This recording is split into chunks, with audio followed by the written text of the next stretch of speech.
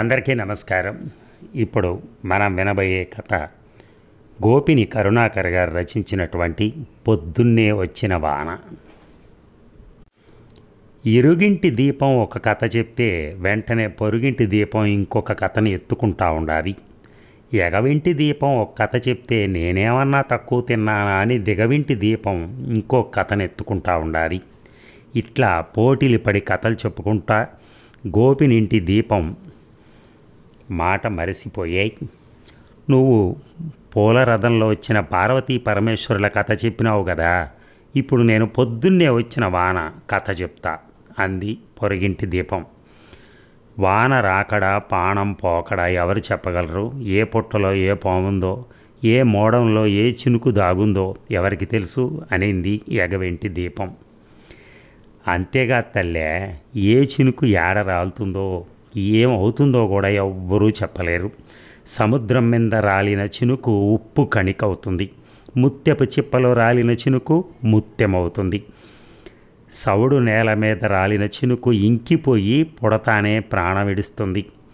సత్తువ కలిగిన నేల మీద రాలిన చినుకు పాణం పోసుకొని పచ్చని మోసులేస్తుంది. పచ్చిగడ్డి మీద రాలిన చినుకు నీటి ముత్యమై మెరిసి రెప్పపాటులో ఆవిరైపోతుంది.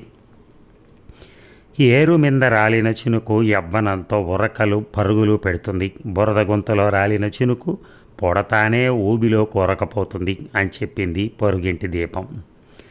ఇక పొద్దున్నే తలకోన మూలన వాన దిగింది. పటపట చినుకులు రాలాయి. నేల తడిసి పువ్వు తొడిగి పలవరించింది. వాన గడ్డి పువ్వు కంట్లో కురస్తా ఉండాలి. వాన గడ్డి పువ్వు మీద వాలిన సీతాకొక చిలుక కంట్లో కూడా కురుస్తూ ఉండాలి. వాన గూట్లో ఒదిగిన కాకి కంట్లో కూడా కురుస్తూ ఉండాలి. వాన రెక్కల కింద ఒదిగిన కాకి పిల్ల కండ్లల్లో కూడా కురుస్తూ ఉండాలి. వాన చెరువు కంట్లో కూడా కురుస్తూ ఉండాలి. ఇక అప్పుడే కళ్ళు తెరిసిన గడ్డి పువ్వు కంట్లో కూడా వాన కురుస్తూ ఉండాలి. కొర్రొడ్డిన రేకల్ని రెపరెపలాడిస్తూ ఎక్కడి నుంచో ఒక సీతాకొక చిలుకొచ్చి పువ్వు మీద వాలింది. పువ్వు ఒళ్ళు జల్లుమనింది. ఇప్పుడే కండ్లు తెరిచినాను కదా, అప్పుడే నా ఎద మీద వాలినావు, నేనంటే నీకు అంత ఇష్టమా అని అడిగింది గడ్డి పువ్వు. నువ్వంటే ప్రాణం, ఎప్పుడెప్పుడు కళ్ళు తెరుస్తావా అని నీకోసం ఎన్నో యుగాల నుంచి ఎదురు చూస్తూ ఉండా అంది చెంపను చెంప కానించి సీతాకొక చిలుక. ఎంత అందంగా ఉండావు నువ్వు, నీ రెక్కల మీద ఎన్నెన్నో వర్ణాలు, ఎన్నెన్నో వన్నెలు చిన్నెలు.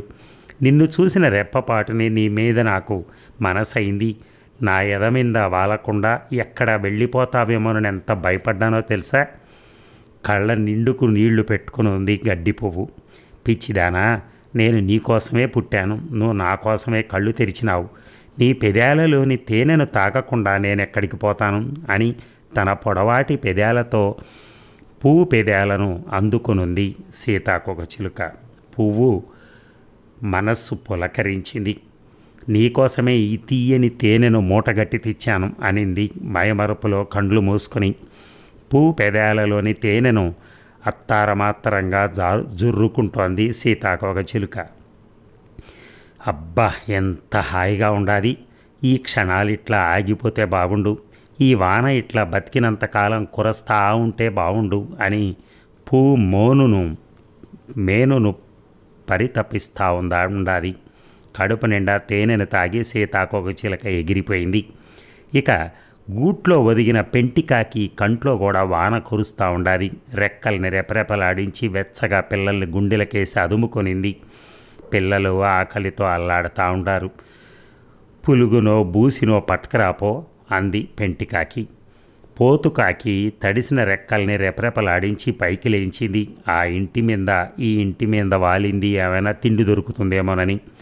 ఆ మొగిలిగోడ మీద ఈ మొగిలిగోడ మీద వాలింది, ఏదైనా పులుగు బూసి దొరుకుతుందేమోనని. మొగలిగోడ వారన ఎలక ఒకటి బొక్కలోంచి బయటకొచ్చి వానలో తడుస్తా గునగున పోతా ఉంది. అంతే, రివ్వున పోయి కాళ్లతో ఎలుకను పట్టుకుంది. ఎలుక వలవల ఏడుస్తా అనింది కదా, ఇదేమన్నా నీకు న్యాయంగా ఉండాదా? ఆకలికి తట్టుకోలేక బొక్కలోంచి బయటపడి రైతు దాచిపెట్టుకున్న చెనక్కాయల మూట కొరికేదానికి పోతా ఉండా. నన్ను వదిలిపెట్టు, నేను ఆకలి తీర్చుకోవాలని దీనంగా వేడుకుంది. రైతు కష్టపడి పండించి దాచిపెట్టుకున్న చెనక్కాయల మూటను కొరికే హక్కు నీకెవరిచ్చారు అని అడిగింది కాకి. ఒకరిచ్చేదేమిటి, నాకు ఆకలేసింది, నేను తినేదానికి పోతా ఉండాను అంది అమాయకంగా ఎలక. అట్టయితే నాది న్యాయమేగా, నా బిడ్డలకు ఆకలేసింది, నిన్ను తన్నుకుని పోతా ఉండాను అని ఎలకని తన్నుకుని పోయింది కాకి. చెరువు కంట్లో కూడా వాన కురుస్తూ ఉండాది. మోడమొకటి చెరువులోకి తొంగి చూసి ఆనింది కదా. ఎన్ని దినాలయ్యింది నిన్ను చూసి, ఎట్లా ఉండావు, అంతా బాగే కదా అని పలకరించింది. ఆ మాటకు చెరువు సంతోషపడి తొణికి లేచింది. అంతలోనే దిగులు మొహం పెట్టింది. ఏమట్లా దిగులుగా ఉండావే, నేను వచ్చినాను గందా అని అడిగింది మోడం. నీకు బుద్ధి పుట్టినప్పుడు వస్తావు, జల్లున వానై కురుస్తావు, నీ దారి నువ్వు ఎలబారిపోతావు, కొన్నాళ్ళకి నేను అడుగంటిపోతాను, వరి మళ్ళు ఎండిపోతాయి, రైతు కళ్ళల్లో కన్నీళ్లు కూడా అడుగంటిపోతాయి అనింది ఏడుస్తా చెరువు. నన్నేం చేయమంటావు, నాకు ఊరుకొక్క చెరువు, సముద్రం మీదకు పోవాలి, నీళ్లు పీల్చుకొని రావాలా, నీ మాదిరే మిగతా చెరువుల కడుపులు నింపుకుంటూ పోవాలా, నీ దగ్గర కూర్చొని ముదిగారం పడేదానికి నాకు కుదరదు అని చెప్పి మోడం సక్క ఎలబారిపోయింది. ఇక వాన పెదబ్బ కండ్లల్లో కూడా కురుస్తూ ఉండాలి. వానా వానా వల్లప్ప చెరువులు దొరువులు నిండప్ప అని పాట పాడుతా వానలో అప్పాలు తిరగతా ఆటలాడుకుంటూ ఉండారు పిల్లకాయలు. వాళ్ళతో కలిసిపోయి వాన కూడా చిటపటమని చిందులేస్తా ఆటలాడుకుంటూ ఉండాలి. వాళ్ళ ఆనందం చెప్పనలవి కాదు. చూరులోంచి రాలిన చినుకులు టుపుక్కుమని బుడగలై అంతలోనే టపక్కమని పగిలిపోతూ ఉన్నాయి. గడపలోకి వచ్చి వానలో తడిసే పిల్లకాయలను చూసి పెద్దబ్బ వాళ్ళ అమ్మ కేకలేసింది.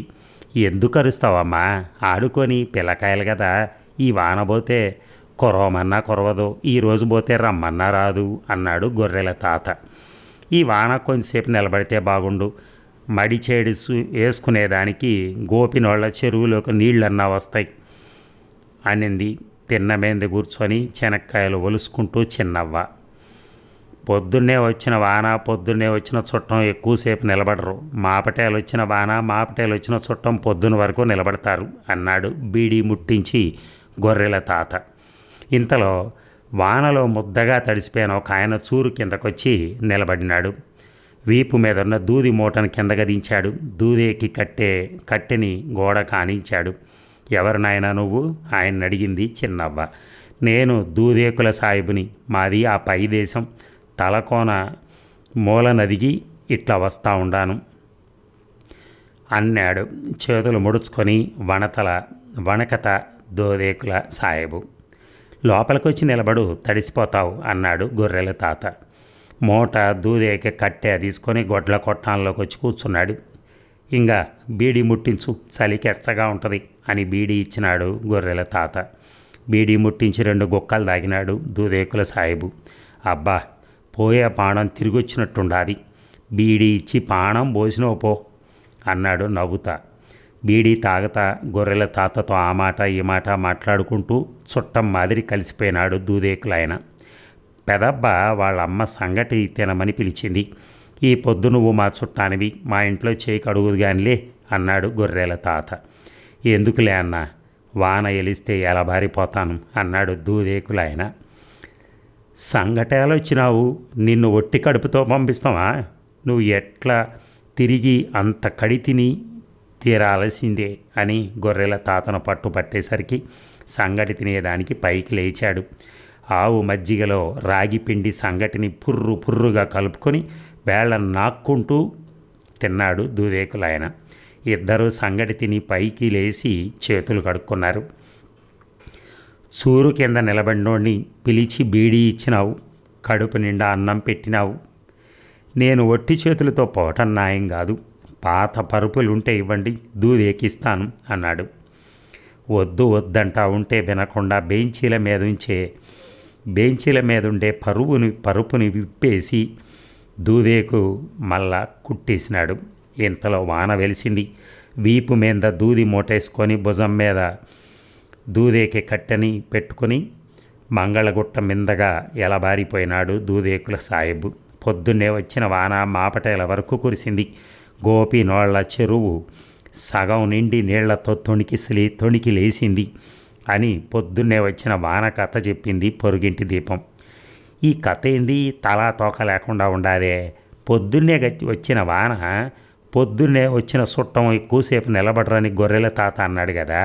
మరి ఈ కథలో పొద్దున్నే వచ్చిన వాన మాపటేల వరకు ఎట్ట కురిసింది, ఎందుకు కురిసింది నాకైతే బొత్తిగా అర్థం కాలేదు పో అంది ఇరుగింటి దీపం.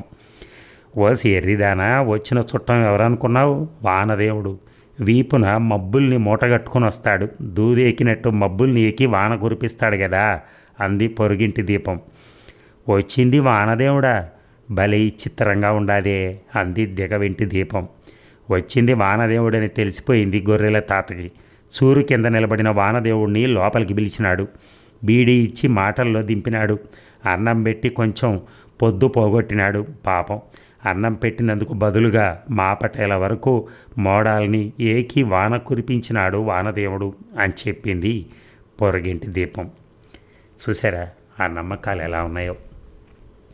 అతన్ని వానదేవుడిగా భావించి ఆయన ఇంటికొచ్చిన అతిథి కాబట్టి ఆయనకి అంతో ఎంతో ఆతిథ్యం ఇవ్వాలని చెప్పని ఆ ఇంట్లో ఉంచి మనకి చుట్ట బీడి ఇచ్చి అన్నం పెట్టి ఇన్ని చేసిన తర్వాత ఆ స్వామి ఏం చేశాడు, చల్లటి చూపు చూశాడు అనేది ఆ కథలో మనకు తెలుస్తూ ఉంది. అందుకనే మీకు ఒకప్పుడు గుర్తుందో లేదో ఉండమ్మ బొట్టు పెడతా అని చెప్పని ఒక సినిమా వచ్చింది. కృష్ణను జమున అనుకుంటాను. అయితే ఆ సినిమాలో కూడా అంతే, ఉండమ్మ అని చెప్పని ఆ లక్ష్మీదేవిని ఇంట్లో ఉంచేసి ఆమె బొట్టు పెడతానని చెప్పని అలాగే వదిలేస్తుంది. అంటే లక్ష్మీదేవి అక్కడ కాపురం ఉండటానికి. సో ఇలాంటివి అంటే నాకు లైట్గా గుర్తుంది, మరీ అంతగా గుర్తులేదు. నేను చెప్తే తప్పై ఉండొచ్చు స్టోరీ, కానీ అలాంటి స్టోరీయే. ఏదేమైనా థ్యాంక్ యూ వెరీ మచ్.